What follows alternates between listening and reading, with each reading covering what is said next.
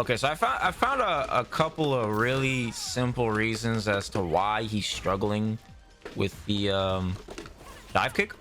And number one, it's because he plays preemptive, very proactive, you know, where he's not really reactionary for the most part.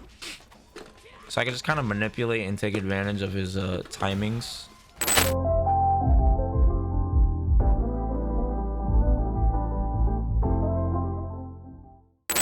Yo, guys, thank you guys for tuning in. It is I, Zaf Blanigan. So good morning, first and foremost. This is a nice early bird stream. So today we're going to be going through a nice sparring session consultation with Dad Bod Ryu. That is quite a name if I've ever seen one. So, as always, like the video, subscribe to the channel. Let's get this show on the road. Okay, I'm gonna bring Dad Bod into the call real quick. All right, Dad Bod, you are officially live. I've introduced the people to your greatness. They love you. They love you already. Oh boy. All right. So let's talk about some of your goals. All right. So give me a short. What is your short-term goal? What is your long-term goal? And then the next question will be, what are your challenges in achieving those goals? Well, I want to get out of pools at Evo. The last year I was one match away. Okay. And so I guess you could say that's a short-term goal. Hmm. That I've been practicing to do that all year, so maybe it's a long-term goal. Okay. So it's like it's a long-term because you've been working on it already, and then I guess the pocket between now and then is the short-term, right? Yeah, I've been like kind of practicing for the last 6 months, so Okay. we'll just call it a long-term goal. Okay. I guess short-term though, yeah, that's true. So short-term would be, well, I need to get better. It's like 3 matchups. So since we're gonna have three appointments, maybe we could do matchup improvement versus Cammy, Guile, and Sim, because I know you main Sim. Yep. Maybe each one could be focused on a different character, because I spread them like a week apart so that I could have a week to practice this exclusively against that character. Mm-hmm. And then maybe we could do that's impossible because I would need double the anyways. Okay. No, that's very possible. I got you. We could start with if you want to start with Dawson tonight or today rather, we could do that if you want that to be like focus for the first set. Maybe Cammy. Do you play Cammy? I can play Cammy. I fundamentally understand her really well too. Like, I know that your Sim would obviously still destroy me, but for some reason Cammy, the dive kick Footsies dynamic, the dichotomy, whatever you want to call it, that kills me. Sim is still obviously a problem, but just for some reason Cammy sticks out to me. Okay. And Guile, but mostly Cammy. That doesn't surprise me because Cammy does give Ken the fits, even in season 1, like when Ken was in his prime, I guess, right? Sure, yeah. So, but there are some changes that could make it a little bit easier because of her nerfs to Spin Knuckle. So we'll play it first to 5, right? And then we will do all of the discussion stuff afterwards, right? And that'll include maybe looking at some of her changes just to keep things in mind going forward. Oh, and one. I know that there's a few things I wanted to. So I just want to get out of autopilot and play without fear or regrets, because I'm very it's hard for me to get out of the results driven mindset of the loss destroys me, and you know what I'm saying? So I don't know if maybe after we finish up you can go into how to maintain your composure and all that stuff. Well, we're gonna do that. We're gonna do that actually right now. You know why, Mr. Dad Bod? Because that way you can practice it in the set. Because if we do it afterwards, a part of you is gonna sneakily, come to the surface and be like, I want to win. So we might as well do it. We might as well do it right now. Okay, so this is what you do, because I've had this issue before, right? You ever hear the saying your environment? This is kind of paraphrasing it, but essentially your environment cultivates your habits, right? Yeah. Right. So it's like, you know, if you have a dirty room, messy room, it's like it's gonna cause you to have these type of habits that like kind of it just bleeds into all other areas of your life, right? Something as simple as having a dirty room. So yeah. Similarly, what do you do in your spare time when you're training? Do you always go into ranked? Well, no. I do a lot of training mode. Whenever, like, for instance, I put my kid down whenever she was contact napping. I would have my Steam Deck on a little stool, and I would just, since my online wasn't good enough on the Steam Deck, I would just practice like situations, whether they be like a fireball trap or maybe whiff punishing or safe jump setups, just various things. So that's like my general training. I try not to do a lot of ranked because the ranked kind of pisses me off. I lose my composure when I see the points going down. Right. I'm trying to get over that, but I try to spend more time in training mode, frankly, because I feel like I'm progressing more that way as opposed to just ramming my head against the wall until I get lucky enough to get past like 1700 MR or something like that. So how do you put the stuff that you trained into practice? Well, this is the problem. If it's matchup specific, I don't really do it until I run into that character. And that's pretty much that's probably not a good thing. Yeah. I don't know how I would. That's the disjoint in your training, right? So so that's two things. So one, you said you don't play ranked, right? But you are playing ranked because you just said when you run into the character. Oh, I definitely do. Yeah. Right. Yeah, well, let me be fair. I didn't mean it like you never play ranked, right? But you said you don't like it, right? But you still play ranked. So this is the problem. So what happens is, guess what? Your measurement of training is directly tied to a system that is rewarding wins and punishing losses. So how are you ever supposed to be in a mode of relaxation and pure learning? It doesn't work. That's true. See, so it's something. I'm glad we're having this conversation because I am a student also, right? So that's how I'm a great teacher, because I just continuously learn. And this is, I swear to you, Dad Bod, that this is something I recently, like in the past couple weeks, like that really stuck out to me. I was like, holy shit, I need to do more lounges. And I haven't really been touching ranked like that. Which is why if you look at my Akuma, he's still diamond, right? Like I don't, and I'm smacking people left and right in sets with him, right? I don't need to go out into ranked and prove anything. Ranked, honestly, you will only really want to use for learning a character, like a brand new character, or to maybe warm up. That's it. 2-3 games, 2-3 sets, that's it, and I'm off. There's no other reason for me to be on ranked. But in lounges, let me tell you how much better I've gotten in lounges.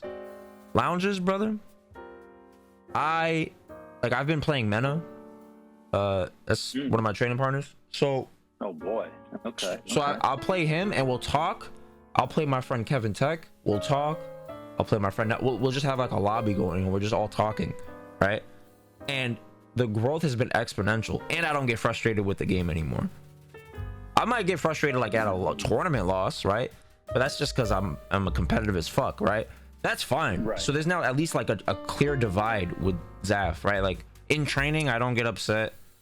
Tournament, fuck yeah, I'm gonna get upset because I'm trying to stomp on everybody, right? So that's fine.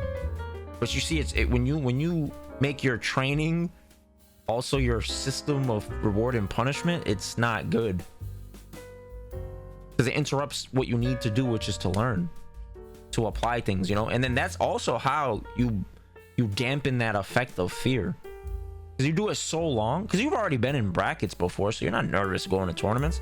But the problem is you want to win, or you want to not lose as strongly as you want to win, right? Yeah, I know that you talked about that in one of your videos with another student, is the fear of losing. And that's one of the biggest problems I have, is the fear. And then the fear creeps in and ruins my focus. And then snowballs from there. So yeah, so let's reframe it. It's not a problem, it's a challenge, right? So it's just it's something you want to tackle with like a proactive, positive approach. You know what I'm saying? Okay. Because if you frame it as a problem, you see it as something innately wrong with you. And as we all know, when you believe there's something wrong with you, when that's in your belief system, it's way more fucking difficult to change. Because it's kind of like a form of confirmation bias. Now you're looking in every experience for something to confirm that something is wrong with you. You see what I'm saying? Oh man, you're so right. Yeah. I love that laugh, because that's like the eye-opening, you're right, brain black. Yes. Yeah, that's a good feeling. Yes. So I'm already enjoying this. Yes. Yeah, so because my thing, bro, is it's all mindset before skill set. Because I have all of the skill set, and I could do things that people that have won world championships can't do. But my thing has always been mindset that I had to strengthen. That's why I'm so like about it, to the point where now I'm realizing like, oh wait a minute, I always had the mindset. It's just I kept fucking looking at things the wrong way, and I got in my own way. So let's frame this as a challenge. This is our challenge. Your challenge is to be. So what I learned through Buddhism is we don't want to change nor redirect, right? Because if you have a motive when it comes to emotions and how you manage it, you only strengthen it, right? Because the same system which created or intensified the emotion, right, is going to be the same thing to try to solve it. That doesn't make sense. Emotions are the way they operate is they are simply action signals. They just say, hey Zaf, hey dad bod, you feel like this, and in order to change the way you feel, something has to change. That's all it means. But the problem is when you are not mindful, when you are unconscious, when you're just an NPC, you personalize everything. You make everything about you. So when you feel something, you make it about you, right? You make it about you. Like I stress that part, guys. I stress that to you and to the chat. We make it about us. So when you make it about you, you personalize everything, you take everything personal. And now you've amplified the significance of things that are not really supposed to be boulders. They're really supposed to be pebbles, right? Giants don't trip over boulders, they trip over pebbles.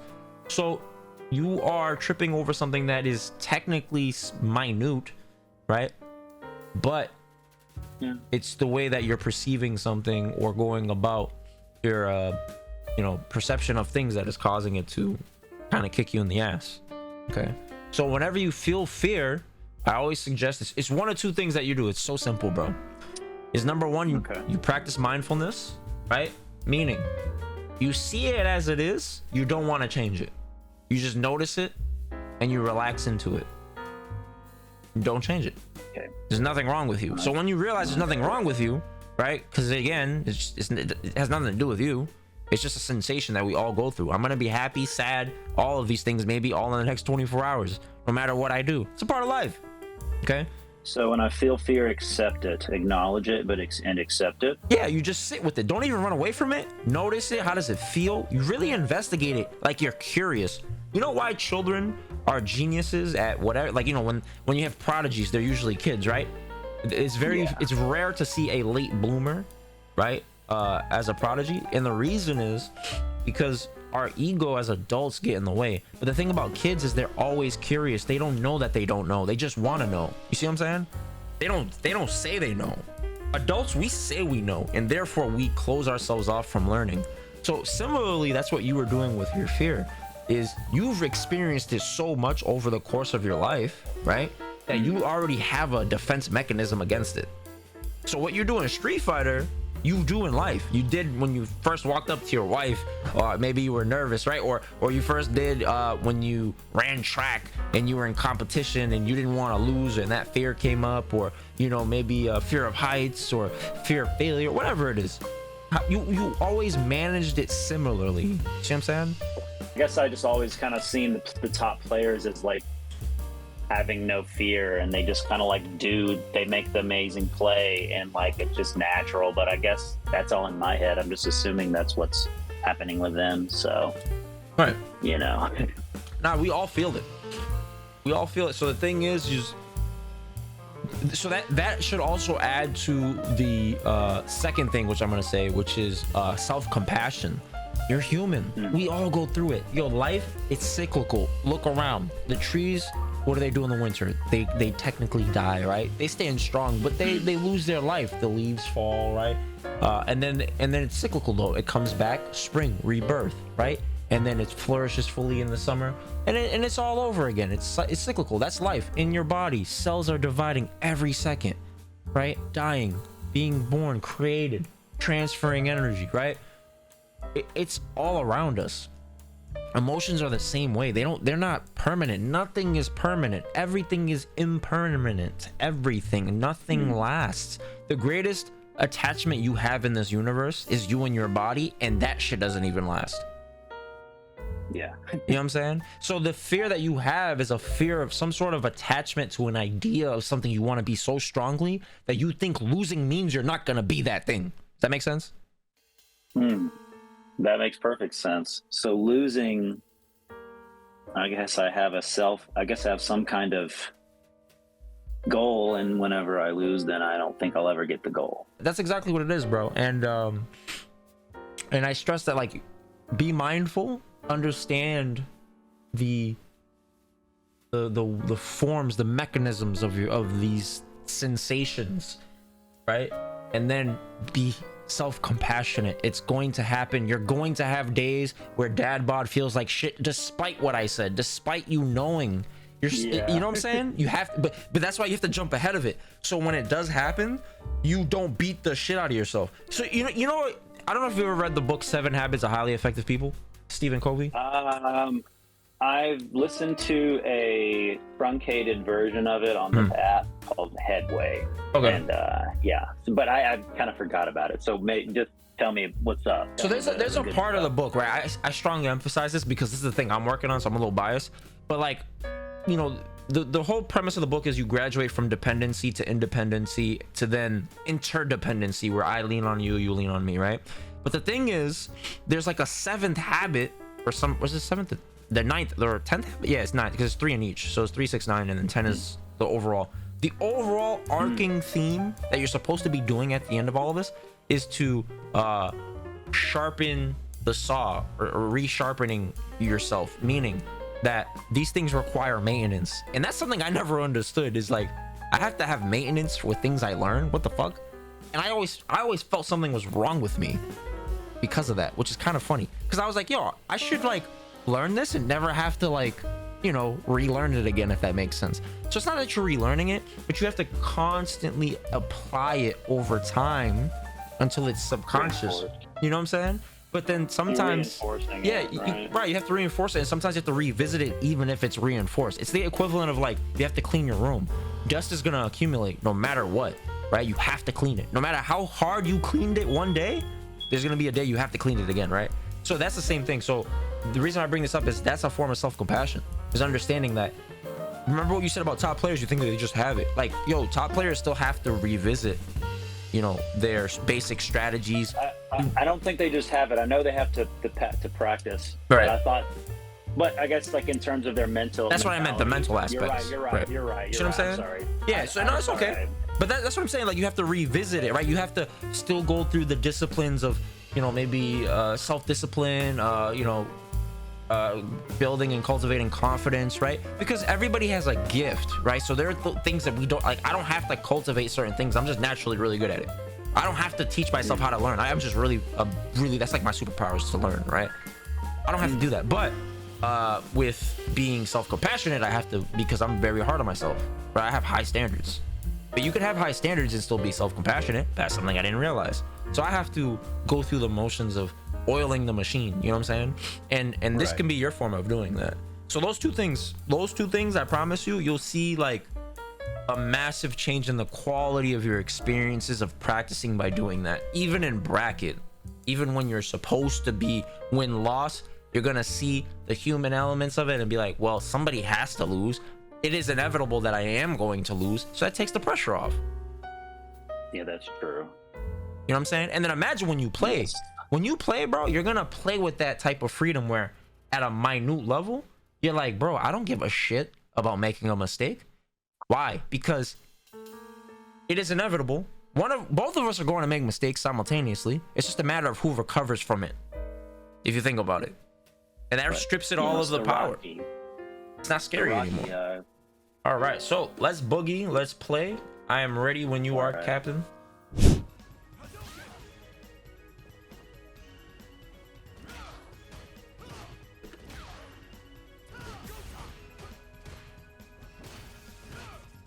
Ooh.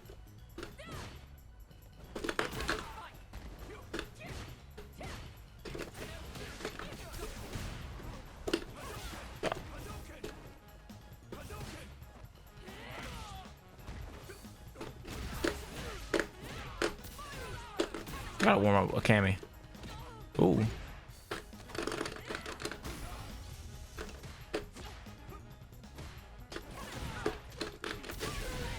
Okay, so I can already tell why he has a hard time with Cammy, because he plays very preemptive. So if I just randomly jump and dive kick like that, you see he gets hit.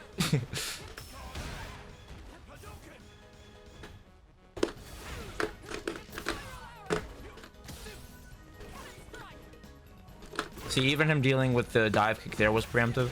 So that's just that's a comfort thing that he has to get used to. Oh, that isn't combo? Oh, because I wasn't punished counter. That's why.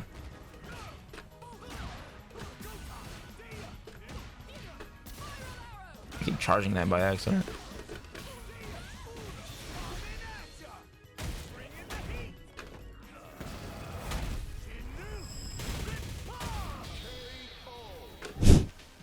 Okay, so I found a couple of really simple reasons as to why he's struggling with the dive kick. And number one, it's because he plays preemptive, very proactive, you know, where he's not really reactionary for the most part. So I can just kind of manipulate and take advantage of his timings.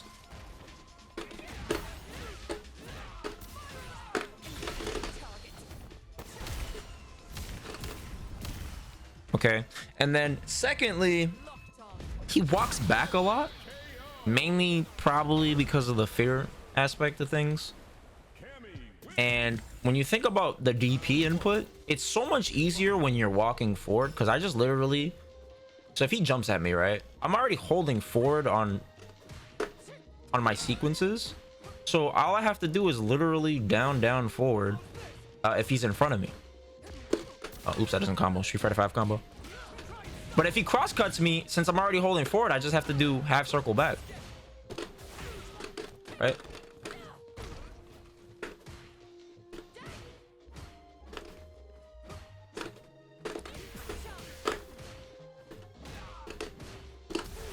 Nice.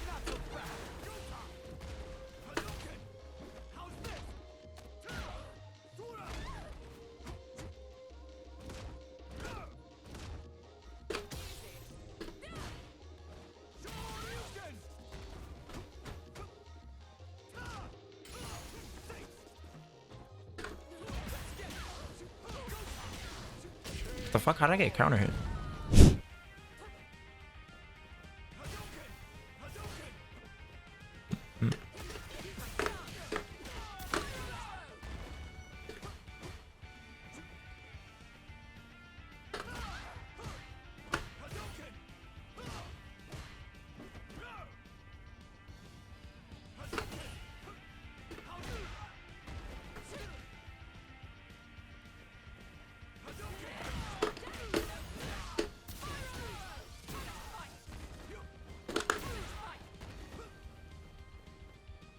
So I'm purposely doing this so he can actually walk forward.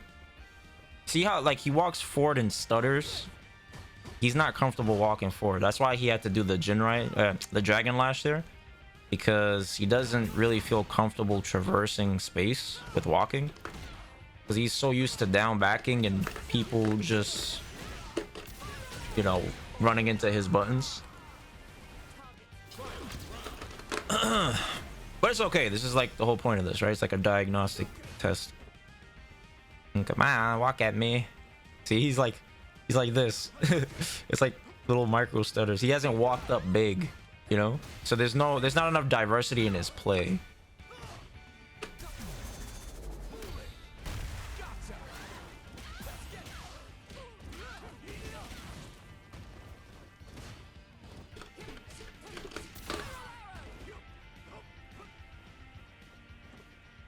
See, he knows I'm doing this, but he's still... Come on. I'm gonna make him not be afraid. Come on, let's do it. Come on.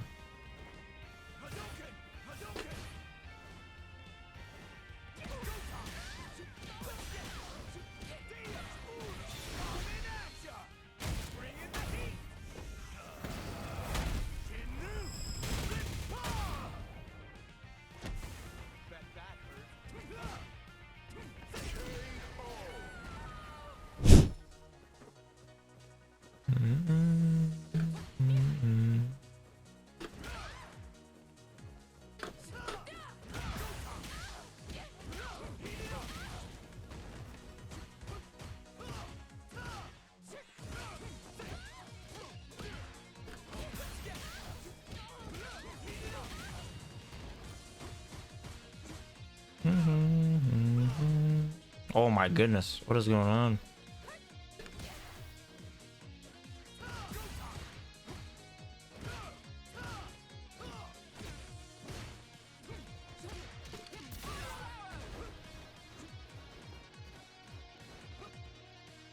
Come on, fight me in the corner.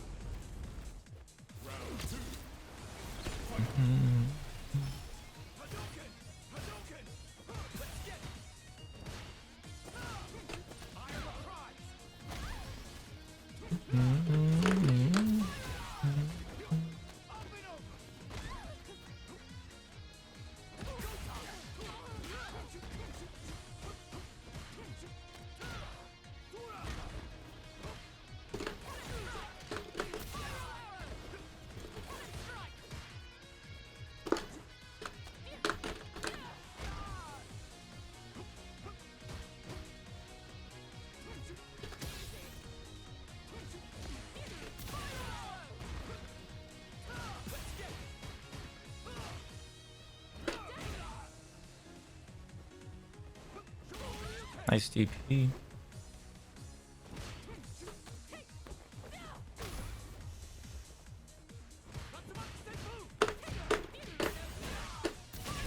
All right, so yeah, couple of things. Okay, let me get All my right, so come into custom room training mode. Sure. And then we can explain some stuff. Okay, so first and foremost, let's start with you. So what did you see? How did you feel? What did you learn?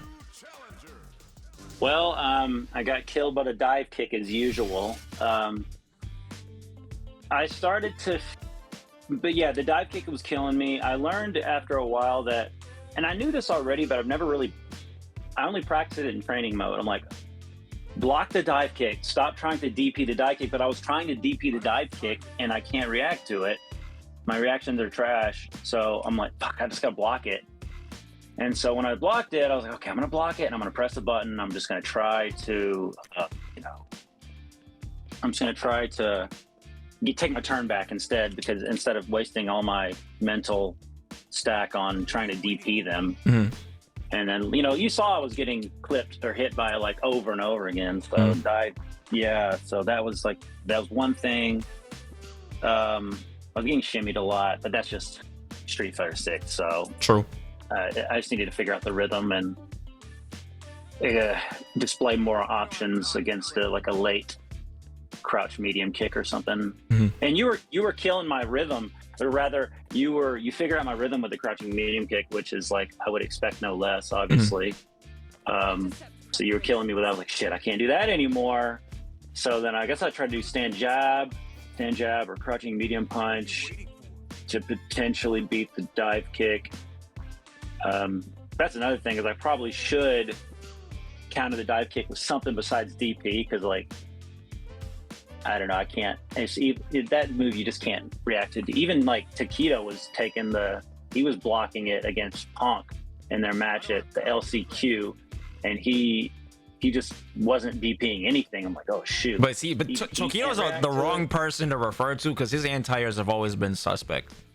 Has they been? Yeah, okay, that's always been like his thing. Like, he hasn't been the greatest at anti-airing. His weakness, his big weakness. So from my perspective, there's a couple things. Okay. I'm gonna start with I like to simplify things, right? Because when you simplify things, then it's just so much easier to track and measure progress. Okay.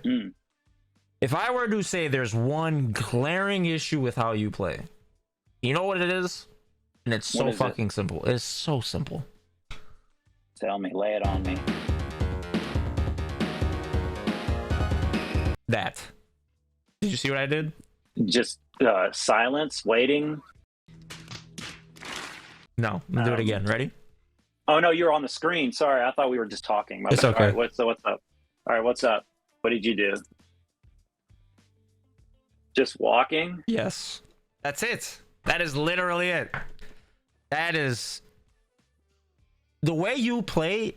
If you think about our conversation from earlier, it's very risk averse. It's very, I hope you make a mistake. I hope this works. You have a lot of hoping in your play style. When you played, you had two modes at all times. It was buffer this when I get in range, walking back. That was basically it. And then you'd have those so every match I had like a little theme going on, right? So when you go and rewatch it, you're gonna be like, oh, okay, I see, because it's a conversation and I'm speaking to you in specific ways, and I'm seeing how are you listening and how are you responding, right? But it was a conversation, but it was like a delayed conversation, because your habits or your desires are so strong that it kind of blinded you to playing the game. If you were to take me out and put in another player, you would have played the same way. Yeah, you know what? That totally makes sense. And I've had that. I would say I've had that issue for years. It's just I practice a certain way, I play a certain way. No matter who I play, there I am. Right. And the adjustments aren't there as much. And it's okay to have like that consistency. That's good. That's actually a great thing. It's just you got to fine tune it a little bit. Nothing too crazy, nothing drastic. Gotcha. Okay. So when you were playing very passive. It's very right? And then when I get into range, you have a Cobra play style where you just snap your fucking button. Like, you know, you get close to a Cobra, it just strikes at you, right? That's what you're doing. You're doing this into this. Yeah, it's reactionary. Right. Yeah, you're right. Right? So the reason why I'm telling you need to walk forward is because it's going to solve a lot of the problems you have, especially with this matchup. Ironically, you say you have a hard time with DPing. This is gonna be so funny. I can't wait to hear your reaction to this. You know how you said you should stop DPing the dive kick? That's not true. You can still DP. I DP dive kicks like a motherfucker, right? But the problem is, or the challenge rather, is you have to develop an awareness to what part do you play in the tool that's giving you a hard time. That makes sense? Wait. I have to realize the role that I play in the pool. Oh, wait, can you repeat that? I'm sorry. Yeah, it's fine. Never feel like you can ask as many questions as you want. You have to discover what is Dad Bod's role. Like, what influence do you have in the thing that's giving you a hard time? Like, how are you contributing to that? You see what I'm saying? Okay. What is my role in what is happening to me? Yes, exactly. And that is an accountability that will give you superpowers for learning, because a lot of people like to blame shit. The game, characters, matchups, the engine, blah, blah, blah, blah, right? Yeah. But instead, if you say, okay, I struggle with, what do you struggle with? The dive kick. Right. So I'm gonna walk through this like you're a baby, right? Just because it's really good for learn. Right? Yeah. I got you. So if you struggle with dive kick, okay, what about the dive kick do you struggle with? Don't overcomplicate this. the speed, I suppose. The fear of getting clipped when I'm focusing on something else. Okay, but what about when you focus on? Let's start about when you focus on it, because even when I focus on it, I feel like I can't react to it. Okay, so why is that? What is it? What about it is troubling you? What about it? Getting under pressure, having Cammy in my face, and having to deal with a strike throw, I suppose. No, even simpler than that. Isolate the repercussions of it. I'm talking about the tool itself, the dive kick itself. What about that dive kick is? Why is it so difficult for you to deal with it? Remember what you said you have a hard time doing against it. The DP. Right. Okay. So it's the DP. So now we have to say, well, why am I having a hard time DPing against it? And I promise this is going to be worth it once I get to the point. I'm just walking you through this. No. I really am enjoying this. But let's see. So, all right. One good question. One more time. I'm sorry. One more time. I was saying, with the dive kick, right? So you're saying you're having a hard time anti-airing it. So what? Right. What is the reason that you're having a hard time anti-airing it? Because I'm too focused on. Well, I guess if I'm focused, shoot. No, because even when you're focused on I'm not walking forward. Maybe I'm not walking forward. Maybe because I play stick and I'm holding in the back. Ding. Literally. That's literally that was the point. That's the point. You're doing this, right? So because you're doing this, yeah. How are you gonna DP with forward, down, forward when you're doing this? You don't even have this down yet. So you're gonna do the harder DP. You have to do the baby steps first. You see what I'm saying? You have to get this down. Yeah. And then you can start doing this. Because then the reason why you're not doing DP off of this is because you don't believe you can DP. You've conditioned. It's trauma. You have trauma playing against this bitch. And you're like, I can't DP her. So every time you do this, you subconsciously give up. And even when you try, your execution is not. It's first you have to get over the initial fear and then the shock. And then believing you could do it, then doing it. It's too late by then. That's why you keep getting hit. It's not that you have bad reactions. It's bullshit. I see you have okay reactions. Gotcha. It's your execution that's getting in the way. You have to remove all self-inflicted wounds first, right? Which is you walking back. You know what I'm saying? If you're already holding forward, it's not only do you not have to overcome the whole back to forward transition, you are already doing the first input of DP, which is forward, down, forward.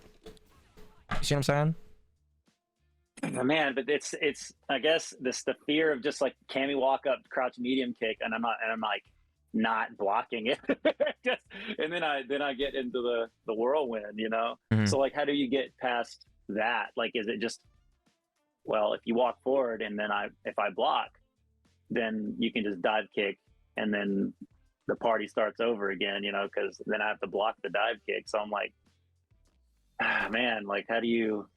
And then you have to maintain spacing, and then I don't know. Go ahead. Sorry. That's okay. So I want you to block, right? I want you to block, and then I want you to turn on your frame meter stuff too. Turn on the input history for both of us, so you can see my inputs. Turn on the frame meter, and then we'll be okay. Okay, that is on. Okay, yep. So I want you to just block, right? You got it. Okay. That's 0. Yeah. Okay. That was -3. Yeah. Okay. Now, if I hit you here, that's plus, right? Right. Now, think about your movement. When you walk backwards, you're making it easier for me to snipe your toes. When you walk forward, it's harder for me to hit your toes. Because you're moving forward. You're like the big object in the rear view mirror that's getting bigger and bigger because you're getting closer to me. You see what I'm saying? There's more of you to hit. When you're moving backwards, there's less of you to hit. So it's easier, in theory, for me to hit the part that I want to be plus, which is your toes. See what I'm saying? So when you walk forward, yeah, you'll be in range of this, right? Okay, cool, not a big deal. But you eliminate this essentially. But you have to walk closer. Like, you gotta be like, see, like, so if you know I'm gonna dive kick, instead of you doing this, just walk forward and block it earlier. Right? But yeah, I was blocking there. I was walking there. Nah, but you have to walk, walk. See, your thing is, you'll notice there was I think it was the second to last match when I kept walking back like this. I saw that, yeah. Because when you would walk, this is what you did. Like you were so afraid. I'm on the other side of the screen, brother. If I do spiral arrow, you'll react. Look, all right, like go full screen. So if I do spiral arrow, you can react to that when you walk forward. You can just walk and block it. You don't have to, or you could, yeah, you can do that, right? But no, I'm saying walk forward. Stop. Yeah. So like you can just block. You can block that. Just react to it. Yeah. Yeah. It's not scary. What else? What else can she do? She can't do anything else. Right? True. No. See, don't do that. See what you're doing? You're doing walk, block. No. I'm saying walk. Like just walk at me like this. Okay. Yeah. Okay. Now go back full screen again. Do it again. And you block it. Man. Okay, again. See? Yeah, I got you. Right? So process of elimination. There's only so many things you have to worry about here. She doesn't have a fireball, and even if she did, who gives a fuck? Right? If she drive rushes you, you'll be able to react. Who cares? Right? There's nothing scary here. The only thing you'd have to worry about is this. If she does super or anything like that, there's a big screen freeze. Like, you'll be able to obviously tell, right? Like, who cares, right? So, walk forward. So, whenever you notice somebody's conceding space, when they're playing the way you play, you take space. That's how I kept cornering you without really doing anything, because you just kept doing this. I would just walk up and maybe pause outside of your low forward range, you know, and just wait. Right? And then I would just walk you again whenever you'd whiff. Because then it's like in your head, you're like, oh, I made a mistake. Yeah. You know what I'm saying? So you just use that against people. You just... And walk forward more. And it's going to cause you to be more immersed in the game. And more, you're paying more attention to the person in front of you. Instead of this one player game that you had going on. Playing the single player. Right. Okay. So, that's the, for this matchup, it's so important because remember, when you get into this range, like now I can't dive kick you. This is so risky. Yeah. You know, like, because so this is the thing. I have to make sure I pick the right version of dive kick. You understand that? If you're too close, I can't do a right version. Like, if I jump and do light, like, don't even anti-air, right? If I jump and do light, that whiffs, right? Okay, so then I have to do medium. But if I do medium and you walk up and you parry, remember, you could parry and it's a block, right? So just react to me jumping and then walk forward and parry. No, like, stand still. So stand still, right? We're going to stand like this. As soon as I jump, just walk forward and parry.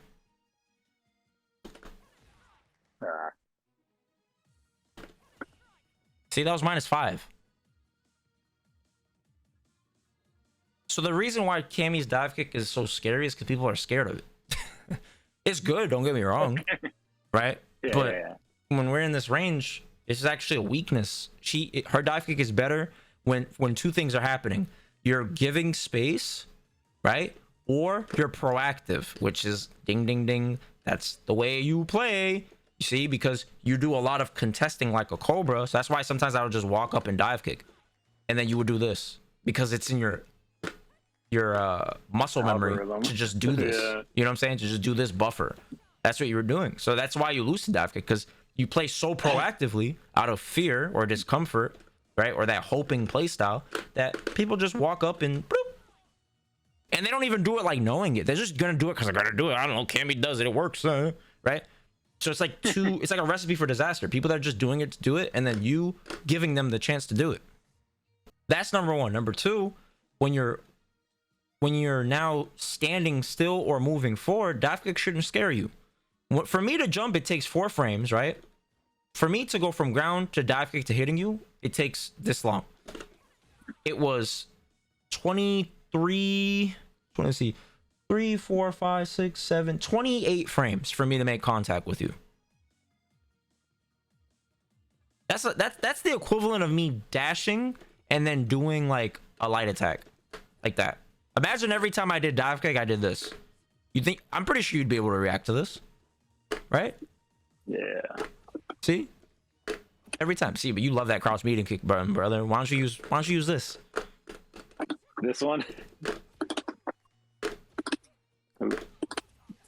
Yeah, the crouch medium kick is the double-edged sword. You live and die by it. Yeah, that's so for sure. The low forward is slower. Your low forward is slower by a frame, and the hitbox isn't as great.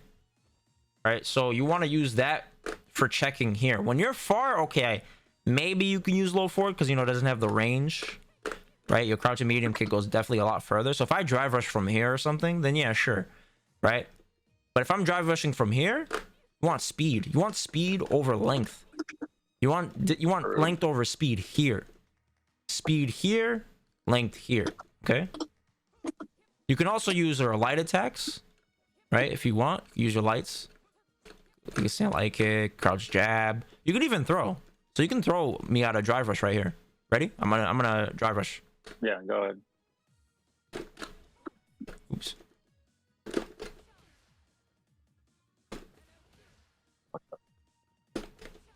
See? At the like at the around the one character range. Yeah. Like around here, yeah. Right. So this is a range where, like, when people end their block string, so I'll just block for a second, and they do, you know, like that. So that's a good spot to look for it when people end their pressure. Like if you're playing against like Noah the Prodigy, for example, he loves resetting, or he likes to loop or close the gap by drive rushing at the end of pressure. So that's a good spot to look for it. Now he's in the corner. You see? So that's how you can, like, kind of, you know, reverse the positions, the advantages, disadvantages, stuff like that. So yeah, so dive kick, you don't only have to DP it, you can jab it. Okay, so I'm gonna dive kick you, right? Okay. Oh boy. What the? Try again. What the? So when you react to it, don't react to the dive kick. React to her body twisting in the air. Okay. Okay. So, for example, when I wish I could pause it so you could see it, but you can't pause it in online training mode. If I jump, you're gonna see her body contort, right? So if I do a regular jump, it looks like this, right? It just looks like she's doing like a little flip. When I dive kick, look at her animation. This is how you gain time to react faster. Okay. You see how her body twists in the air? Yes, that's what you react to. Don't react to the dive kick when it's already out. React to her body twisting. You see what I'm saying? Yeah. So that way you get an extra window. So you get an extra like what? Like 8 to 10 frames basically, depending on the range, to react. See? Yeah. And you can do the same thing with DP.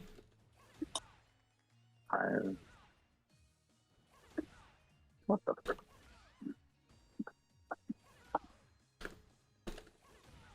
So wait, when she does it from further, you want to wait a little longer so like her foot is near you, so that way you can hit her out of it. Because you're doing it a little too early. See? Like that, yeah.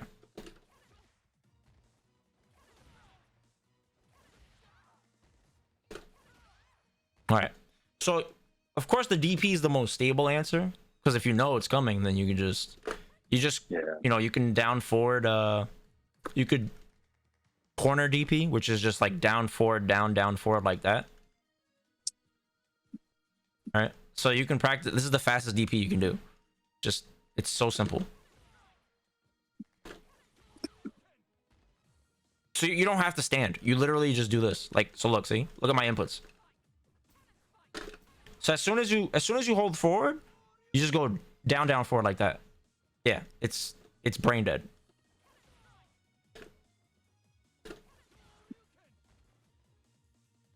And remember, you have invincibility on the first frame against these jumps, so you don't have to do it as fast as possible. So you can take that pressure off of you. Yeah. So you're already doing a lot better.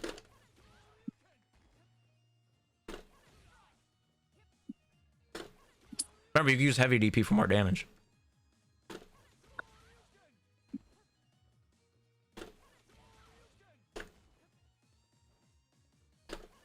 Nice. See?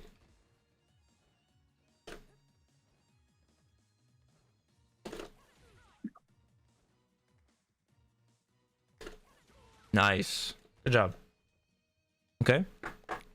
And then the last thing I'll say too for footsies is you should be using your fireball more. Think of it as an extended poke where essentially I have to hard commit to beat it, right? In terms of like my either technique by doing a drive impact, jumping it, you know, doing what else, like a button to, like, you know, stuff you on startup, or I have to commit my focus, okay, which would be me looking for it, where I then do spin knuckle, I then do, you know, level 3, right? I can do maybe perfect parry, and you see what I'm saying? You're taking advantage of the focus now because you know I'm looking for it. So when you have fireball, you want to identify when you do it, does it change your opponent's focus or does it change their technique? Does that make sense? It does both, right? Yeah, it can do both, but some people, remember, we can't have cookie cutter like experiences. Everybody's different. Yeah. Right. Yeah, so, you're right. You're right. So when I teach, I'm not teaching you answers. I'm teaching you how to ask questions because I want you to be able to play against everybody, not just a specific group of people. Right. Right. So when you throw a fireball, it's a question. Think of it like a conversation. How does this influence you? Right. What changed when I throw a fireball?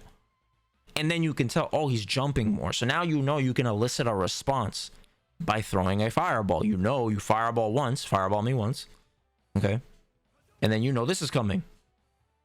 You see? Now, why would you throw it? You don't have to throw it twice, right? You just threw it once and you saw I jumped. Well, there's a trap if you do it at a certain space. Yeah, of course. I know that, but why throw it? But why throw a trap if you know they're gonna jump once? You see what I'm saying? That's overcomplicating it. That's true. Right? If I know I'm gonna throw one fireball, you're going to jump, I have no reason to throw another fireball. Why would I do that? For what? So let's do it. Fireball. What the? We had fierce DP. Yeah, so you remember the ranges, right? But it's okay. You're getting used to it. There you go. Right. Okay.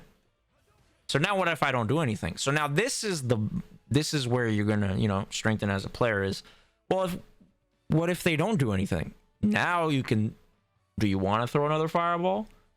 Right? Do you throw 2 fireballs when you throw a fireball this time? It's up to you. There's no wrong answer. Remember, it's about questions. You can get to the same answer in different ways, right? Think of it like a Mena or a Knuckle do. They could beat the same player, but they're gonna do it different ways, right? Mainly through different characters, but you know, the questions that they ask are different, but they might come to the same solution, right? 2 completely different people. So that's why asking questions is the most important thing for being a strong fighting game player. It's not about creating or assuming things. Okay, so that is really strong for footsies when you know you're playing characters with really good buttons, like Cammy, for example. So when you fireball poke me, I can't really, like, right? I have to deal with this, right? And then you're learning, like, okay, what is he doing now that he got hit? So remember, you throwing a fireball on block is different than me getting hit. It's 2 completely different experiences in my brain, right? Because one, I made a mistake. The other, it's like, okay, nothing happened, right? I get hit, I might be pissed. I'm gonna be irritated. And then what happens usually? Ah! Right? Yeah. So you can use that in footsies to just kind of deter their forward movement. And then you can sneak in drive rushes, right? You can sneak in dragon lashes. You can sneak in jumps if you think that they're so focused on the ground. Remember we talked about, are you influencing their technique or their focus? If you influence their focus, you can sneak in shit. If you're influencing their technique, then you can punish their shit. Okay, that's a good line. Yeah, I just made that up. Yeah, that was a good one. My goodness. I mean, the walking forward thing. Mm-hmm. Yeah, that was huge. Yeah, you have to do it, because if so, this is the last thing I'll say. I'm sorry for like keeping you up. No, that's cool. That's cool. I do need to go in about 5 minutes, but okay. Yeah. What were you saying? Sorry. So this is the last thing I'll tell you, right? With the walking forward thing is when you go and rewatch your matches, because I really want you to rewatch your matches, right? Yes. Pay attention to how much you whiff, because you're naturally contributing to whiffing because you're walking back. Remember what I talked about? What role do you play? So if you see that you're whiffing a lot, pay attention to the adjacent action, basically. Like, what are you doing that's coupled with this thing? You're walking back, so you kept whiffing roundhouse, whiffing low forward, whiffing stand fierce, because you kept walking back. But if you want to make things hit, you have to be in range. How are you going to be in range? Walking forward. You see what I'm saying? Walking forward is good for many reasons. Number one, your drive gauge replenishes faster when you walk forward. I don't know if you knew that. Forward. Yeah. Okay, yeah. right? And then obviously it replenishes faster when you make contact. You don't build bar by whiffing buttons.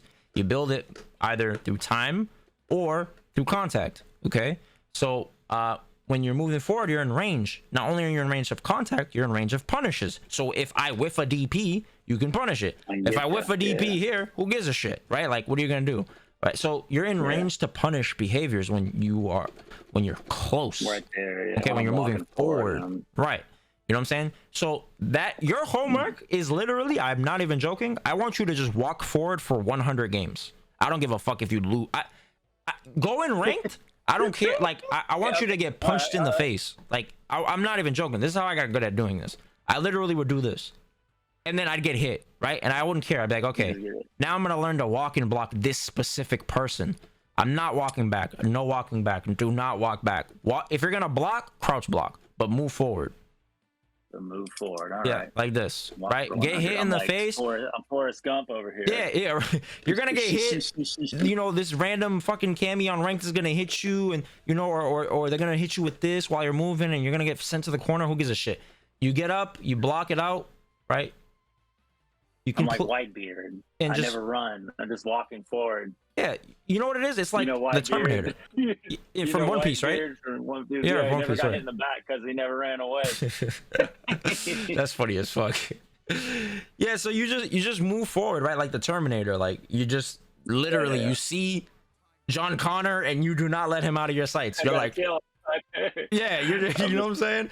The liquid cop too. He kept getting shot and he just kept running. He's just like, I don't give a shit. I'm gonna get this fucking kid, right? Like, that's how you have to play with that type of intensity. Like, my target is in front of me. I don't care about what's behind me.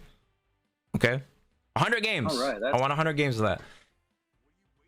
Okay, I'm gonna try and I'm gonna do it. 100 games. 100 games. That's my one purpose, is just to walk forward. Yep.